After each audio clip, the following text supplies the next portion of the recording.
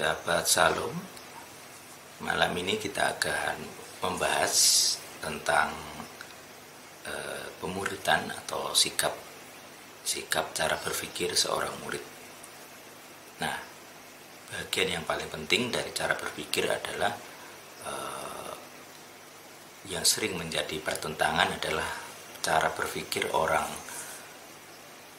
beriman, orang percaya dengan cara berpikir ilmiah, cara berpikir yang logis.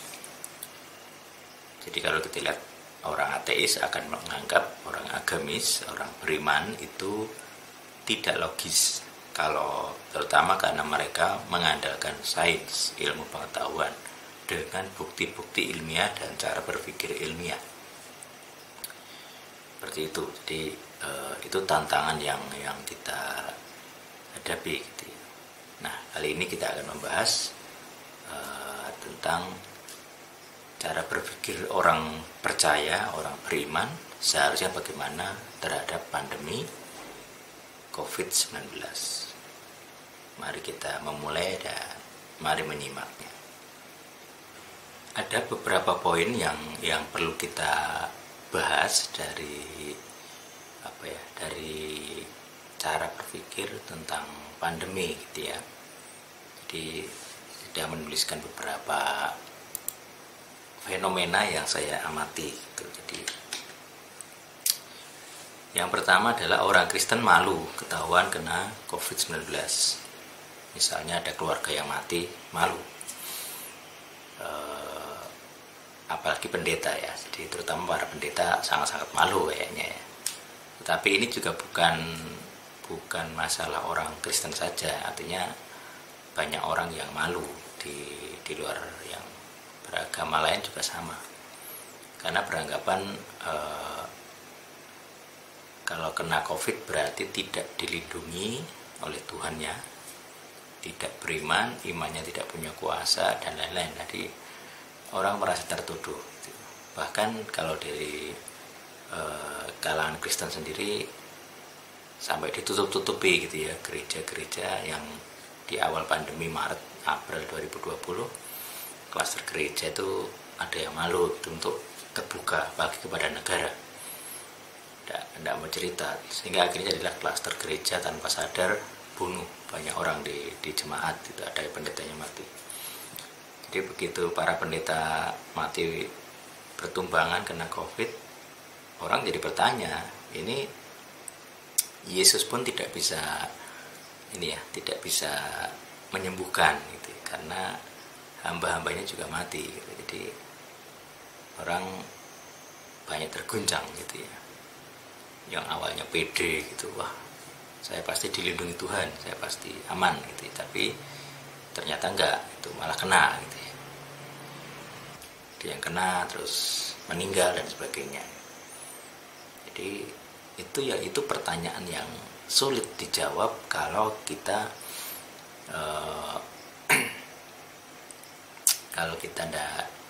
tidak paham esensinya apa gitu. Apalagi kalau kita lihat statistik dari COVID sendiri sangat banyak gitu ya. Nah, misalnya hari ini bisa 200 juta ya kasus, kemudian kematian 4,4 juta, yang sembuh 188. Nah itu, jadi 4,4 juta orang mati karena COVID gitu. Dan kalau kita lihat tiap negara, jadi kalau di DET hitungannya itu 100.000 per hitungan tanda petik itu ya, satu satuan pandemi itu 100.000. Kalau di sini kita lihat yang paling banyak, saya sorting paling banyak. Jadi pertama Amerika dengan 600, ini Amerika ini 641, jadi 6 kali. Brasil 571, 5 kali. India 4 kali. Meksiko 2,5. Peru 197. Rusia, nah ini 1 kali semua. Yang satu kali ini Indonesia juga masuk ini ya. Indonesia nomor 10 itu 121, Prancis, Argentina. Ini ya. Argentina batasnya ya, jadi 109. Jadi ada banyak negara, 12 negara dengan total kematian 100.000 lebih, dan ini bisa di dunia spiritual, di dunia roh bisa menjadi korban darah, gitu ya. Korban nyawa minimal 100.000. Itu berpengaruh secara spiritual dalam level kebangsaan. Nah, kita sebagai orang percaya, apa ini? Ya. Ini klaster-klaster paduan suara gereja ini dulu di awal-awal pandemi sangat banyak sebenarnya klaster-klaster gereja, karena menyanyi kemudian ini kan lewat udara ya, lewat mulut, dan susah pakai masker, banyak terus kemudian di mana-mana banyak. Cuman memang ada beberapa orang yang di Korea Selatan ini ya, Indonesia tidak ada. Tidak ada klaster gereja di Indonesia yang minta maaf gitu. Kalau di Korea Selatan minta maaf ya bagus. Indonesia sombong-sombong ya. Malu tapi sombong. Nah, itu yang jadi fakta bahwa orang Kristen jadi menimbulkan banyak masalah karena nggak mau mengerti, nggak mau peduli, dan ngotot gitu ya, apalagi pakai ayat Ibrani 10 ya, 24-25 lah kalau nggak salah. Jadi kalau nggak ibadah, menghindari pertemuan ibadah itu dosa, artinya melawan Tuhan, melanggar perintah Tuhan, melanggar ajaran Paulus dan macam-macam. Jadi harus pertemuan fisik gitu ya, dan itu jadi alasan spiritual, alasan agamis lah dari pembangkangan beragam protokol kesehatan. Kalau orang nggak beriman punya alasan lain lah ya. Tapi kalau orang percaya, orang Kristen pakai ayat itu. Jadi karena mereka berani pakai ayat itu, mereka menganggap ini hukum di atas segala hukum. Ya, itu masalah ayat ya. Artinya mereka merasa pembenaran spiritual. Jadi kalau mereka melawan pemerintah dengan protokol kesehatannya, aturan-aturan itu, mereka akan dipilih Yesus yang memberi ayat itu, atau Paulus yang memberi ayat itu. Cuman yang jadi perenungan adalah benarkah itu, atau relevankah ngotot seperti itu tuh kehendak Yesusmu, kehendak Tuhanmu, atau kehendakmu sendiri gitu. Itu yang pertama. Yang kedua, pergumulannya adalah lalu di mana janji-janji kuasa yang dimiliki oleh juru selamatmu itu, yang katanya oleh bilur-bilurnya di atas salib itu menyembuhkan. Nah, sekarang di mana orang Kristen bisa mempraktekkan? Satu, mengalami ya, jadi dia sakit COVID, minta doa sembuh, tiba-tiba celing sembuh. Ada nggak yang seperti itu? Sejauh pengamatan saya, tidak ada data, tidak ada satupun kesaksian yang ngomong begitu. Jadi kesembuhannya pelan, pakai obat, dibantu medis. Jadi kalau ucapan syukur selalu, saya berterima kasih kepada tenaga medis, tenaga kesehatan yang sudah membantu saya. Tidak ada yang bilang terima kasih, saya minta doa kepada Yesus sembuh, dalam sedetik sembuh, tidak ada. itu pergumulan yang seharusnya muncul. Kemana juru selamatmu, kemana Tuhanmu, kenapa dia nggak menolong? Nah itu. Nah yang ketiga berkaitan dengan Yesaya 59 ayat 1. Jadi jangan-jangan gitu ya, jangan-jangan gitu. Kuasa itu nggak muncul, bilur-bilur itu nggak menyembuhkan kita semua karena ada yang menghalangi, ada dosa yang menghalangi. Jadi para pendeta mati, orang-orang mati itu seharusnya bisa ditolong oleh juru selamatmu yang kamu sebut Yesus, tetapi kok tidak ditolong, berarti ada yang janggal, tidak logis. Kenapa tidak logis? Karena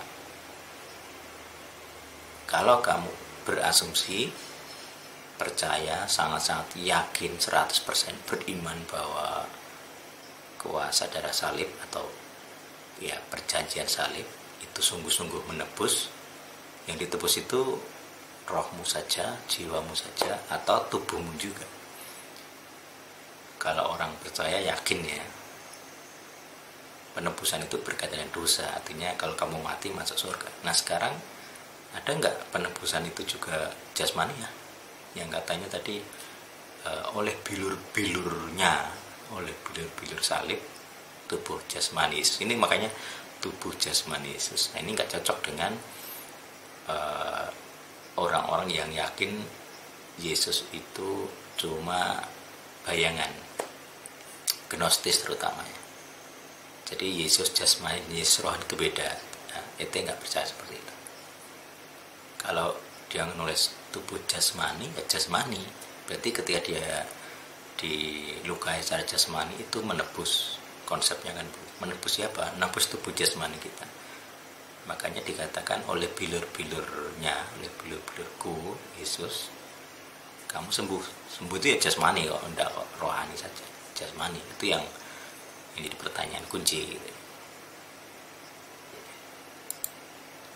Yang pertama adalah di pergumulan tadi kemana? Kenapa orang malu gitu ya? Kenapa orang malu dengan yang namanya kena COVID? Kenapa orang malu menganggap diri terkutuk? Ada banyak narasi gitu ya. Makanya salah satu narasi yang penting antikris ini, COVID ini, apalagi pemuja konspirasi global itu ya. COVID itu konspirasi global, konspirasi 666 antikris. Bahkan ada pendeta yang mengajarkan itu disuntik vaksin kamu kena apa namanya, ada chipnya macam-macam. Nah ini saya bahas juga nanti, itu yang termasuk kategorinya sisi gelap pemuridan. Makanya kalau dimuridkan, jadi murid itu belajarlah berpikir logika ilmiah. Jadi antara imanmu dan logikamu itu jalan bareng. Bagi ateis itu nggak mungkin. Bagi orang teolog seperti itu juga. Makanya kayak ada apologetik teori bumi muda itu ya karena dia nggak bisa menerima penjelasan sains. Ini bukan penjelasan ya, bukti sains bahwa dan metode sains bukti ya bahwa bumi ini berusia lebih dari 6.000 tahun, jutaan tahun, miliaran tahun. Bahkan usia bumi kalau kira-kira mendekati usia matahari adalah 4,5 miliar tahun. Jadi orang sulit memahami kemampuan para ilmuwan fisika yang membuktikan dengan metode ilmiah itu memang usia matahari segitu. Usia bumi ya mestinya seperti itu karena proses pendinginan dari pecahan matahari jadi bumi itu tidak butuh tidak bisa cepat gitu ya, tidak butuh waktu yang cepat, jadi harus sangat lama, pelan-pelan. Jadi orang-orang teolog itu kan berasumsi bahwa Tuhan mencipta langsung celing jadi. Ya nggak apa-apa, bisa saja seperti itu. Cuman kalau kamu bicara metode ilmiah, tidak ada bukti. Kamu tidak punya fotonya, kamu nggak punya rekaman videonya. Ketika Tuhan ngomong celing sedetik, kamu frame demi frame kamu hitung 1 detik, 25 frame misalnya. Jadilah seluruh alam semesta gitu. Nanti kalau kamu ketemu fisikawan teoris yang bahas teori string, nanti kamu jadi gila gitu. Jadi yang pertama adalah bukti. Show me the proof. Tunjukkan padaku bukti. Itu perkataan ilmuwan. Kalau kamu yakin beriman bumi itu berusia 6.000 tahun, show me. tunjukkan padaku buktimu. Tidak bisa. Cuma akal-akalan teori bumi muda, tapi tidak punya bukti. Kalau dia punya bukti, apalagi kalau dia belajar sains ya, dia nggak bakal bisa membuktikan teori bumi muda. Itu tidak ada buktinya. Itu namanya asumsi, bukan bukti. Itu baru hipotesis. Artinya memang ini menyulitkan karena seakan-akan orang harus kuliah dua-duanya, itu sekolah teologi dan sekolah sains atau sekolah fisika. Itu tidak mudah. Tetapi kalau mau berapologetika dengan cerdas dan tidak kelihatan bodoh, ya harus belajar supaya ngerti, imbang gitu. Makanya ini juga sama. Kalau kamu yakin bahwa Yesus itu menyembuhkan, ya tunjukkan kamu bisa menyembuhkan. Wakililah Yesus yang bisa menyembuhkan. Maka itu diet itu yang saya tantang kepada Tuhan yang saya sembah, juga kepada orang-orang lain yang mengaku hamba Yesus. Saya nggak minat diri mengaku hambanya Yesus, males. Ntar saya diminta dipaksa gitu untuk menunjukkan ciri-ciri seorang hamba Tuhan. Nggak perlu, nggak minat saya. Saya hanya ingin bukti jika memang Tuhan itu punya kuasa. Ya, itu. Jadi kalau kita lihat ya, ini saya apa tadi, bilur gitu. Mana tadi? Ya, ini kata bilur ini di mana sih? Oh,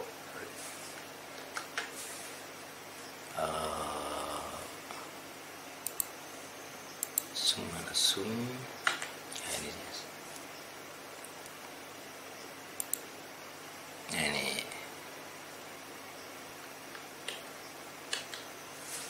ya. Jadi kalau kita cari dengan kata ini ya, bilur gitu ya, itu Amsal itu bilangnya bilur berdarah. Nah, tubuh jasmani Yesus punya bilur-bilur berdarah, artinya ada goresan-goresan, luka-luka, torean luka berdarah, harus ada begitu. Membersihkan kejahatan, ini nubuatan untuk Yesus ya, pukulan membersihkan nubuatan. Jadi ini bisa digunakan untuk menghajar anak atau menghajar orang dengan sampai ekstrim ya, sampai itu hatinya bersih. Tetapi ini saya rasa itu nubuatan untuk juru selamat. Kemudian di ini ya, Yesaya 53 ini favoritnya orang Kristen. Jadi orang Yahudi gak senang dengan orang Kristen mengklaim gitu ya, Yesaya 53.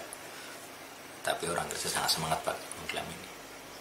Dia tertikam oleh pemberontakan kita, diremukkan karena kejahatan kita, ganjaran bla bla bla bla bla, ganjaran bagi keselamatan kita itu dari itu. Bilur-bilur kita jadi sembuh. Jadi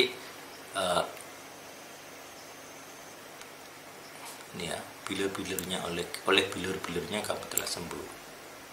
Itu diimani oleh para rasul, ini Petrus ya, ini nulis itu Petrus. Dan ini diambil dari Amsal dan Yesaya gitu. Amsal ini dan Yesaya. Jadi itu keyakinan orang-orang yang nulis ini kitab-kitab PP bahwa kamu itu sembuh dengan bilur-bilurnya. Jadi yang kalau misalnya Petrus ini, nah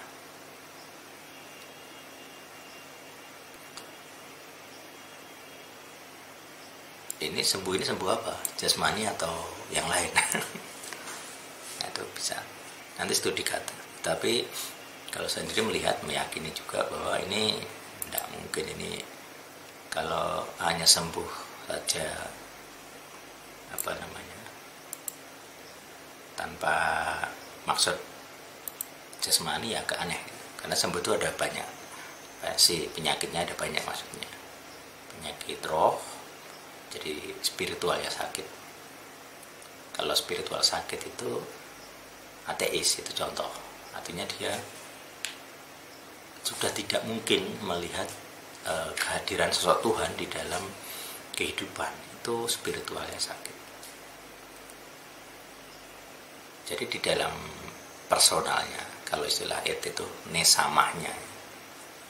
Nesamahnya itu tidak bisa merasakan kehadiran Tuhan, tidak bisa merasakan nuansa keilahian, nuansa roh yang terjadi di dalam hidupnya atau di dalam hidup manusia gitu. Jadi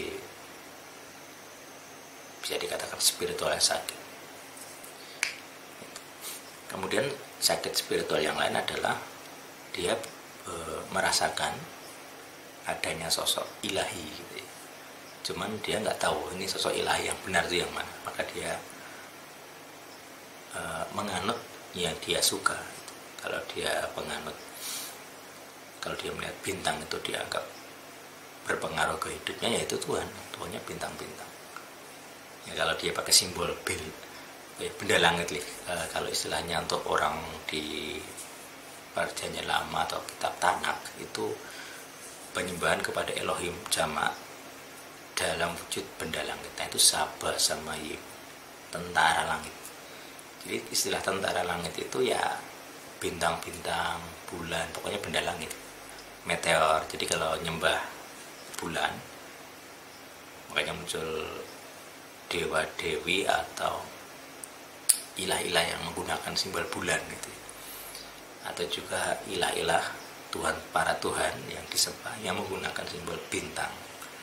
Jadi rasi bintang kayak termasuk zodiak. Nah, itu berarti yang menyembah, meyakini bahwa rasi bintang. Nah, rasi bintang itu kan tafsir manusia. Jadi bintang itu kan cuma dibuat gambar, misalnya dari 4 titik dijadikan persegi misalnya. Itu kan tafsir manusia. Kenapa? Karena kalau pakai sains, bintang itu yang kita lihat sekarang itu adalah cahayanya mereka dari jutaan tahun lalu atau miliaran tahun lalu. Kenapa? Karena yang sampai ke kita sangat jauh. Jarak kita dengan mereka jutaan tahun cahaya bisa. Jadi ketika cahaya ke sini, itu adalah representasi bintang-bintang yang sudah mati. Jadi apa yang kita lihat di langit itu sebenarnya banyak yang sudah mati, tetapi kita lihat cahaya baru sekarang karena saking jauhnya. Jadi cahayanya merambat sangat jauh, walaupun cepat 300 juta meter per detik kalau nggak salah, tapi itu sangat jauh. Makanya sampai ke kita itu miliaran tahun butuh waktu. Jadi kalau orang teologi tidak paham begini pasti. Makanya ya orang yang punya sense spiritual juga gak ngerti kalau nggak ilmuwan gak ngerti seperti ini. Makanya para ilmuwan tuh, terutama fisika, ketawa-ketawa melihat orang-orang agamis penyembah benda langit, karena ini kan bintang yang sudah mati. Cahaya ini pun yang kamu lihat sekarang itu bendanya udah nggak ada, sumber bendanya, sumber terangnya itu udah ada. Jadi kalau kamu mengakui atau mengimani benda-benda itu mempengaruhi hidupmu, ya itu bagi mereka lucu. Makanya ilmuwan itu kalau di barat terutama banyak yang ateis. Kalau di negara yang agamis kadang banyak pertentangan itu, karena ada debat, maksudnya ingin supaya agamis itu mengatasi sains. Tetapi ketika dipakai kan dia kuliah sains, kalau dia pakai metode ilmiah, akhirnya kelihatan itu bukan metode ilmiah. Tidak bisa seperti itu. Sains tidak bisa menjelaskan Tuhan. Hanya bisa melihat apa yang bisa dilihat. Kalau nggak bisa dilihat, nggak bisa dibuat metode yang terulang. Itu nggak bisa dibuat sains. Nggak bisa dijelaskan dengan ilmu pengetahuan manusia. Makanya kalau orang teolog agamis mau ngotot pakai sains menjelaskan Tuhan, nggak iso. Pakai metode ilmiah nggak iso. Cuman terbukti kalau sains itu membantu. Misalnya begini. Jadi bisa tadi menjelaskan orang-orang yang percaya bintang itu ya Salah. Bintang bukan personal. Kalau itu personal itu di otakmu itu yang membuatnya personal. Makanya di itu ada konsep filosofis. Jadi ada filosofi yang ada di otakmu itu yang membuat kamu yakin bintang itu punya pengaruh ke hidup. Makanya muncul ramalan, muncul apalah itu istilahnya, almanak ya. Jadi seakan-akan kamu bintangmu itu maka sifatmu itu ramalan gitu, sesuai bintang. Tetapi secara logika ilmiah tidak masuk akal, tidak ada yang seperti itu. Karena bintang itu benda mati, bukan personal. Karena rasi bintang itu pun tafsiran manusia. Kalau sejatinya itu yang garis-garis kamu lihat gambar Scorpio atau apa misalnya Cancer apa itu kepiting gitu ya, itu ndak ada. Itu tafsir manusia di bumi gitu ya. Jadi secara sains banyak yang nggak cocok gitu. Tetapi misalnya kalau kita lihat manuskrip misalnya, bagaimana kita bisa tahu teks Masoret itu berasal dari abad ke-8 atau ke-7 atau gulungan laut mati dari abad ke-2 sebelum Masehi sampai abad pertama? Karena pakai sains, pakai fisika, namanya penanggalan karbon. Jadi kalau itu benda karbon, karbonat, hidrokarbon, ya minyak bumi. Jadi semua di bumi itu yang namanya siklus karbon. Kalau misalnya pemanasan global itu karena karbon dioksidanya terlalu banyak di atmosfer, jadi efek rumah kaca, mantul, panasnya memanaskan makin sering, gitu. mantul makin panas. Itu efek rumah kaca. Itu karena karbonnya terlalu banyak. Sedangkan caranya bagaimana mengikat karbon, makanya negara barat bela-belain bayarin negara terutama di kawasan Khatulistiwa untuk menjaga hutannya. Namanya paru-paru, ini jual aja. Jadi Indonesia kayaknya juga dapat ya, menjual karbon istilah. Bayarin supaya, jadi nerima uang dari negara barat supaya hutan itu nggak dirusak, masih hijau. Dan masih hijau berarti dia penyerap karbon. Jadi kalau karbonnya masuk ke alam, masuk ke bumi, jadi hidrokarbon misalnya. Jadi karbohidrat itu kan karbonnya diikat. Atau paling bagus jadi batuan, ya di batuan karbon itu paling aman. Maka suhu bumi akan turun atau akan setidaknya mengurangi penambahan. Makanya sekarang lagi gencar pakai listrik. Cuman kalau pakai listrik, kalau pembagiannya listrik pakai karbon yang banyak, misalnya batu bara ya sama saja. Kalau pakai listrik yang paling efektif adalah kalau mau mencegah pemanasan global ya pakai reaktor nuklir. Itu ya. Yang pakai fusi, jangan fisi, pakai fusi hidrogen misalnya, atau deuterium, tritium misalnya, itu dijamin tanpa polusi. Itu ideal sekali. Sampai sekarang ilmuwan fisika belum sanggup membuat energi fusi yang aman. Baru fisi itu punya namanya efek samping. Jadi produk belahannya itu radioaktif, bikin sekarang kayak Fukushima di Jepang itu kena kena gempa, jadi ini radiasi, jadi laut Pasifik kena semua. Nah, itu gunanya sains itu begitu. Jadi kalau kita pakai sains, lihat manuskrip itu. Jadi kamu bisa ngomong ke orang-orang yang nggak percaya Alkitab. Alkitab itu buatan manusia. Ya memang yang nulis manusia. Dimanipulasi. Nah sekarang buktikan manipulasinya di mana. Jadi yang ngoceh, yang nggak suka Alkitab, bikin video Alkitab telah dimanipulasi. Sekarang buktikan, pakai otakmu untuk membuktikan bahwa Alkitab sudah dimanipulasi. Gimana caranya buktikan bahwa Alkitab di beragam usia yang ribuan tahun ya, karena Alkitab pertama dari Musa. Kalau sekali lagi pakai sainsnya, pakai penanggalan karbon, yang tertua yang kita terima saat ini adalah dari abad kedua sebelum Masehi, berarti sekitar 2200 tahun. Dan bagi orang Kristen, orang Yahudi juga, karena mereka punya PL, mengakui PL, kitab Yesaya dari gulungan laut mati dari abad kedua sebelum Masehi, 2000 tahun plus lalu, itu sama dengan teks Masoret dari 800 Masehi. Artinya kalau kita sekarang menggunakan kitab Masoret di tahun 2000 sekian yang sama dengan tahun 800 Masehi, 700 Masehi, ternyata sama dengan gulungan laut mati sampai kalau nggak salah 94%. Bedanya adalah masalah vokal. Jadi ada Masoret menambahi vokal sedikit, tetapi secara makna sama. Kenapa? Karena pakai konsonan. Bahasa Ibrani itu konsonan. Jadi kalau orang mau ngoceh Alkitab dipalsukan, tunjukkan ke muka orang Kristen, kamu bisa cerdas menggunakan penanggalan karbon. Buktikan bahwa kamu ketemu kitab orang Kristen, kitab Yahudi, karena kitab kami sama, yang isinya beda. Kenapa? Karena kami punya bukti dari 2000 tahun lalu sampai sekarang sama, kitab Yesaya sama. Artinya kalau kamu ngomong ngoceh, dimanipulasi itu mulutmu itu loh, buktikan gitu. Uji kitabmu sendiri pakai penanggalan karbon. Itu masalah usia. Dia menggunakan usia teks manuskrip pakai sains, sangat-sangat membantu. Jadi kalau orang teologi nggak ngerti hal seperti ini, rugi gitu ya.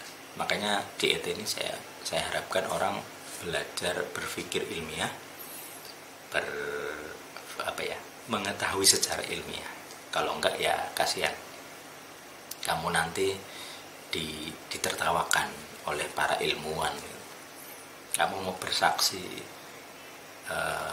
macam-macam susah diterima karena cara berpikirmu udah ilmiah. Kalau kamu ngomong ke orang yang nggak berpendidikan, mungkin di luar komunitas intelektual ilmuwan gitu ya, mungkin diterima. Saya bersaksi saya bersembuhkan, ya diterima. Tapi kalau di kalangan ilmuwan, show me the proof, buktikan. Kamu dites kanker stadium 4 mau mati sebulan lagi, tiba-tiba kamu sembuh. Nah itu bagi orang ilmuwan dengan bukti otentik kamu divonis mati, wah ini baru mukjizat. Itu loh, maksud saya begitu. Jadi kalau kamu pengen bersaksi, tunjukkan itu benar-benar terjadi, bukan kok pura-pura gitu. Makanya kadang saya sampai sekarang nggak percaya ada KKR kesembuhan. Teorinya seharusnya ada, karena Yesus menyembuhkan, para rasul, para murid Yesus juga percaya, bilur-bilurnya menyembuhkan. Tapi orang sekarang, hamba-hamba Yesus ini kok meragukan. Yang katanya penyembuh ilahi malah kena COVID, megap-megap, sesak nafas. Artinya makanya diet ini visinya memang pengen melihat kuasa itu di depan mata. Walaupun sekarang masih ya sama-sama, tetapi sedikit-sedikit sudah ada. Kalau kesembuhan karena santet kecil, ini kecil. Artinya sakit fisik, tetapi sakit sebabnya itu sakit roh gitu. Itu gampang, itu kecil sekali loh. Tapi kalau murni medis, nah itu sampai sekarang belum lihat. Jadi aku nggak bisa bersaksi kepada dunia bahwa ini menyembuhkan instan. Kalau pakai medis itu bukan mukjizat. Kriteria mukjizat ya harus instan, ngomong sedetik sembuh. Kayak Yesus ngomong, ya sekarang anakmu sembuh. Begitu dia pulang, itu pas dia ngomong jam 1 siang sembuh ya sembuh. Itu baru mukjizat. Kalau masih masuk akal secara sains itu jangan sebut mukjizat. Itu kamu tertipu aja, sok-sokan mukjizat, sok-sokan janji khusus, tapi tidak terjadi. Gitu. Jadi sembuhnya itu ya sembuh benar gitu ya. Kalau kita lihat di mana tadi ini ayatnya, 1 Petrus 2 ayat 24 ini. Ya memang begitu, ayatnya sembuh ya sembuh. Mana itu Petrus 4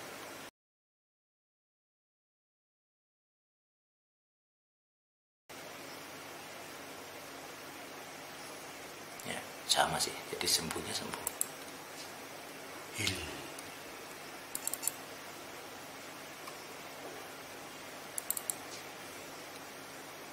sama. Jadi Aram maupun Indonesia sama sembuh. Jadi logikanya kalau dia menderita jasmani di dalam tubuhnya, sembuhnya sembuh jasmani, itu logikanya. Maksud saya begitu. Jadi yang jadi pertanyaan, di mana sekarang kuasa kesembuhan itu? KKR kesembuhan karismatik ya, terutama ini kan yang sangat di mana-mana seluruh dunia yang karismatik itu. Saya sendiri belum melihat di depan mata gitu. Iya, ada TV Yosua yang terkenal di YouTube, tapi kenapa hanya di tempat dia saja? Kenapa kuasa kesembuhan itu hanya terjadi di tempat itu saja dan tidak bisa terjadi di tempat lain? Itu yang pertama. Yang kedua, saya sudah TB Yosua mati, kesembuhan itu masih ada. Artinya itu bukan kuasa TB Yosua, kuasa tempat. Power place, tempatnya berkuasa. Kalau tempat berkuasa berarti ada paku bumi. Kalau ada paku bumi, siapa yang tanam? Itu mencurigakan secara spiritual. Jadi saya masih meragukan kuasa-kuasa kesembuhan TB Yosua ataupun pendeta-pendeta KKR kesembuhan. Saya pernah ikut dan tidak melihat ada kesembuhan yang nyata, instan, tidak ada. Makanya sampai sekarang masih ragu, ini hamba-hamba Yesus ini tidak asli ini, kuasanya tidak asli. Terus sekarang musuhnya karismatik, karena ini pendeta karismatik, yaitu orang-orang reform. Ini juga sama, mereka tidak punya kuasa kesembuhan, hanya punya kuasa mencibir. Jadi ketika COVID ini orang reform semangat sekali. Di mana pendeta karismatik yang bisa menyembuhkan? Sudah saya bilang, reform sudah bilang itu kuasa itu tidak ada sekarang. Hanya ada di PB. Itu ya paling lucu juga. Mereka tidak punya kuasa menyembuhkan, tapi mencibir hamba Yesus yang lain yang menawarkan kesembuhan. Sama-sama nggak bisa menyembuhkan kok, sombong. Jadi tahu dirilah kamu itu reform. Kamu juga nggak bisa menyembuhkan. Dunia ini ya sekarang, dunia ini butuh orang Kristen yang bersaksi, punya kuasa menyembuhkan. Kamu nggak bisa menyembuhkan itu harusnya malu. Ateis itu menantang gitu. Saya coba tadi salah satu gambar ini dari ateis ya, yang bikin meme gambar ini ateis. Mana tadi? Ini lihat ini.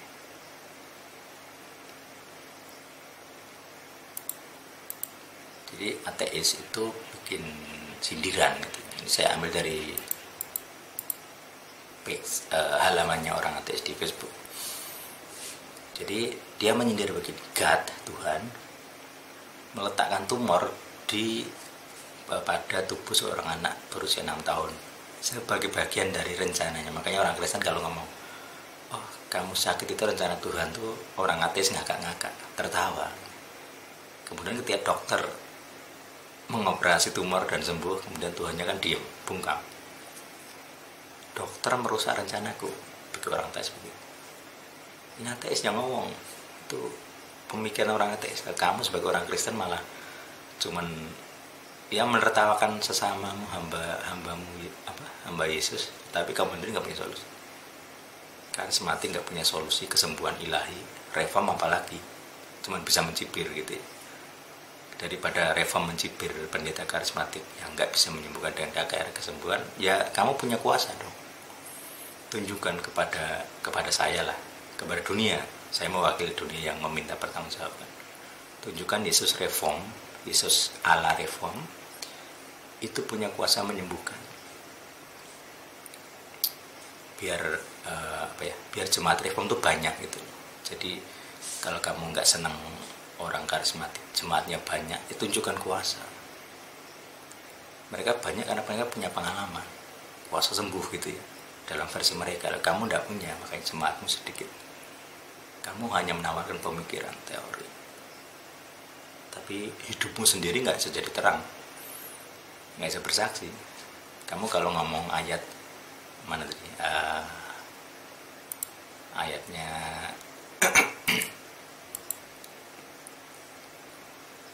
ayatnya ini tidak bisa, orang reform tidak bisa pengalaman, nol pengalamannya, nol.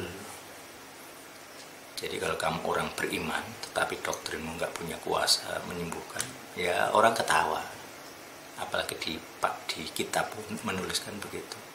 Kecuali di kitabmu tidak ada ayatnya ini, ya orang oke, tidak apa-apa.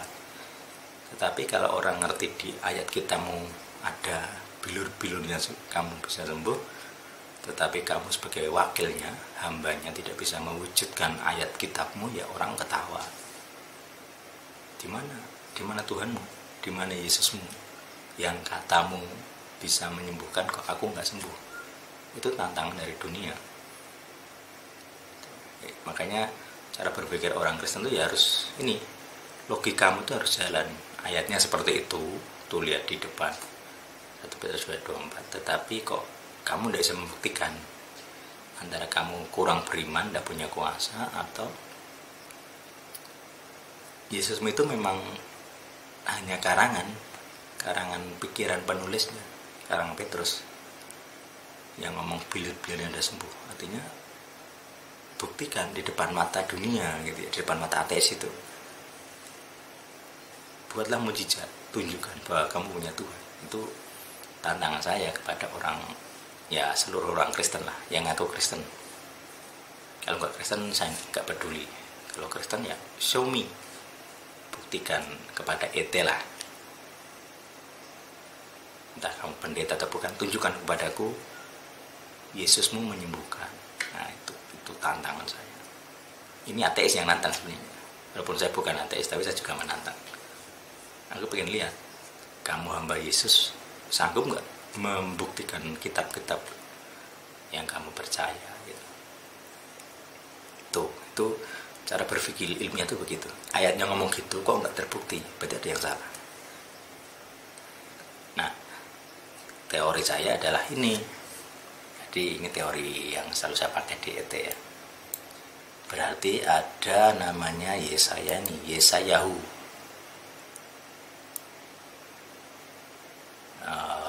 Mana Yesayahu? Ini ayat favorit saya. Lihatlah, tangan Adonai tidak kurang panjang untuk menyelamatkan, ataupun telinganya tidaklah berat untuk mendengar. 5 ayat 2. Namun kejahatan itulah yang memisahkan kamu dari Tuhanmu, dan karena dosamu dia telah menyembunyikan wajahnya darimu untuk mendengar. Itu. Tanganmu cemar oleh darah, jarimu oleh kejahatan. Bibirmu mengatakan kepalsuan, lidahmu menggumamkan ketidakbenaran. Ini kalau ngomong bilur-bilur Yesus menyembuhkan, tapi kamu nggak bisa menyembuhkan, tidak terbukti menyembuhkan, itu namanya bibirmu telah mengatakan kepalsuan, palsu. Saya senang sekali bahas begini. Pakai ilmiah, pakai otak untuk berpikir ilmiah. Kalau kamu berani ngomong Yesus, Yesus menyembuhkan, tapi kamu gak bisa menyembuhkan sebagai wakil Yesus, ya berarti kepalsuan. Makanya di ET saat ini ya, saya belum ngomong bahwa Yesus yang ada di ET bisa menyembuhkan secara medis instan, itu saya belum mengalami, jadi saya nggak bisa bersaksi. Tapi kalau Yesus di ET, Yesusnya yang mengutus ET itu bisa menyembuhkan orang dari santet, saya bisa bersaksi. Banyak orang bisa bersaksi. Yang disembuhkan dari santet banyak. Santet, pelet, apalah, gendam. Kecil. Jadi kalau sakitnya roh, sakitnya karena setan, ilmu apapun lah, segala merek ilmu santet, pelet yang bisa disebut di Jawa atau di seluruh dunia lah, bisa sembuh oleh Yesus itu kecil. Gampang gitu. Tapi kalau saya disuruh bersaksi Yesusnya itu apa bisa menyembuhkan instan, saat ini belum. Saya berharap begitu, tapi saat ini belum, saya nggak bisa bersaksi. saya nggak bisa berdusta bahwa saya belum melihat dengan mata kepala saya sendiri. Tetapi kalau kalian yang di luar ET ini juga nggak bisa seperti ET, mulutmu itu, lambemu itu, mulutmu itu palsu kalau ngomong Yesusmu menyembuhkan tapi tidak bisa. Terbukti kamu tidak bisa. Berarti kamu tidak bersama Yesus yang kamu ceritakan. Jadi Yesus yang kamu beritakan bisa menyembuhkan. Kalau kamu nggak bisa menyembuhkan, berarti kamu nggak bersama Yesusmu itu. Simpelnya begitu. Itu logika ya. Ini cara berpikir logika. Sekarang pasien banyak yang kena long COVID ya. Jadi yang kena efek samping dari COVID kan kalau sembuh, dinyatakan sembuh. Ada yang banyak yang terlanjur parah sehingga gejalanya masih sembuh tetapi masih sesak nafas, sembuh tapi depresi, sembuh tapi ginjalnya kena harus cuci darah misalnya, macam-macam lah gangguan kesehatan. Jadi dampaknya sistemik panjang, diperkirakan bisa setahun gitu. Ada yang berbulan-bulan, ada yang setahun. Sekarang tunjukkan kepada dunia Yesusmu itu nggak palsu, yang bahwa kamu tuh memang wakilnya Yesus dengan menyembuhkan mereka. Kalau nggak bisa ya kamu itu ini palsu, hamba Yesus yang palsu. Entah kamunya palsu atau Yesus yang kamu beritakan palsu. Jadi kamu pilih yang mana, kamu aliran mana? Dirimu sendiri sebagai hamba palsu, Yesus palsu, Tuhan palsu, atau yang mana? Karena kitabmu ngomong Yesus menyembuhkan tapi kamu nggak menyembuhkan. Berarti kamu nggak disertai oleh Tuhan yang kamu beritakan. Nah itu pertanyaan perenungan dan tusukan yang sangat dalam kepada para teolog yang cuman bisa teori dan ngomong tapi tidak terbukti. Ini saya sindir sekali lagi dengan ayatnya. Nih, apa ya? Bahwa kerajaan Elohim itu enggak dan kuasa. Hafalannya apa ya? Bukan perkataan kalau misalnya. Bukan perkataan saja gitu. Ini kalau cari Alkitab juga, cari ayat Alkitab harus dikit-dikit paham ya.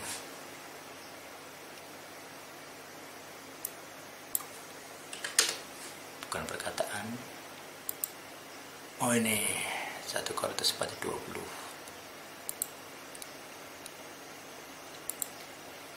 Ya, mana. Sorry ini ketutup ini 1 Korintus.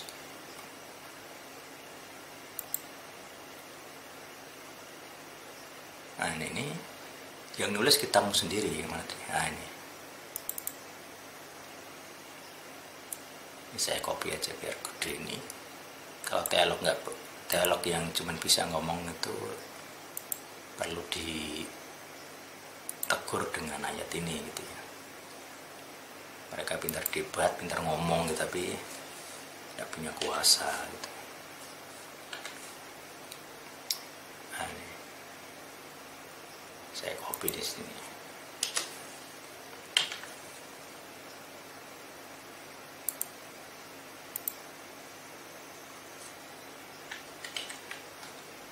Saya perbesar biar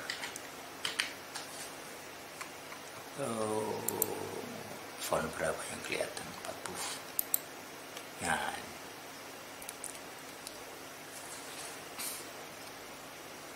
jadi 1 Korintus 4:20, sebab kerajaan Tuhan bukan dengan perkataan, malah dengan kuasa. Nih saya bold ini,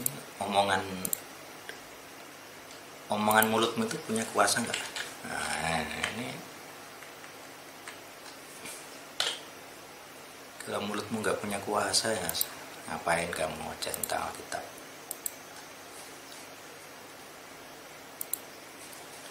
Kuasa, perkataanmu harus ada kuasa. Yesus menyembuhkan. Orang yang dengar ya belgedes gitu. Rasudi menerima Yesusmu kalau kamu nggak punya kuasa. Saya misalnya orang yang para pasien yang sakit ini, saya mengharapkan Yesus mau menyembuhkan saya dari sakit COVID, Kenapa nggak sembuh? Keluarga saya mati misalnya. Orang protes dengan mulutmu itu yang bersaksi. Yesus menyembuhkan. Tunjukkan. Sekarang kalau ada yang bisa menjawab tantangan ini, buatlah mujizat. Kalau kamu ahli debat, buatlah teori yang jentrek-jentrek gitu. Tunjukkan kepada dunia. Saya tunggu. ET akan senang menunggu ada pendeta, orang awam terserah, yang punya kuasa menyembuhkan, tetapi dari Yesus yang asli. Baru itu pantas disebut hamba Yesus. Hamba reform bisa, hamba karismatik bisa, atau hamba ortodok. Nggak tahu berapa aliran kekristenan. Hamba SSY, hamba Mormon, karena sama-sama nyebut Yesus. Kalau reform sama-sama nggak bisa menyembuhkan, ya kamu dan karismatik ya sama. Kalau kamu nyebut karismatik sesat, ya kamu juga sesat. Kamu sebut Mormon sesat, ya kamu sesat. Kamu mempunyai Alkitab yang tidak bisa kamu bantah ada ayatnya ini, tetapi kamu nggak bisa membuktikan diri, ya kamu nggak pernah diutus oleh Tuhan yang ini, oleh Tuhan di 1 Korintus 4:20. Mana? Saya pengen tahu. Buktikan perkataan punya kuasa. Tuh. Jadi kalau sekarang dunia sedang kena COVID, pandemi, tunjukkan kekristenan itu solusi. Kalau enggak ya saya ikutan tertawa gitu. Karena kamu enggak punya solusi. Solusimu hanya mendebat. Kalau reform mendebat karismatik. Di YouTube ini bosan dengan debat-debat. Sudah debatnya nggak ngerti Ibrani, nggak pakai Ibrani kuno, artinya teks sumbernya nggak ada, cuman debat terjemahan. Itu kalau di ET ditertawakan. Teolog lulusan STT yang cuman bisa debat terjemahan itu ditertawakan. Nggak paham etimologi ditertawakan. Itu. Karena ya itu pakai logika. Kalau kamu debat terjemahan itu rugi, ngapain? Debatlah bahasa asli. Kalau kamu pintar, dokter, ya pakailah bahasa asli, jangan pakai terjemahan. Rugi debat terjemahan. Apalagi membela terjemahan, bahwa kalau di agama sebelah begitu sering mengkritik Alkitab terjemahan. Lah kalau memang terjemahan itu begitu, rugi. Saya males, apalagi bela terjemahan Indonesia ya. Udah terjemahnya kontekstual, hasil tafsirnya salah. Nah, daripada itu mending pakai interlinear, pakai bahasa asli, lihat kamus langsung. Maknanya sama nggak dengan bahasa asli. Biar kita itu kalau memang mengaku cerdas. Jadi kalau kamu mengaku cerdas, teolog, dokter gitu, pakailah bahasa asli. Tetapi itu baru perkataan. Nah sekarang kuasa dari teologimu mana? Itu tantangan saya, renungan saya sahabat ini. Kalau kamu rohmu tergerak, berarti kamu orang ET. Kalau nggak tergerak, kamu non ET. Tuhan yang hidup bersama kita semua. Amin.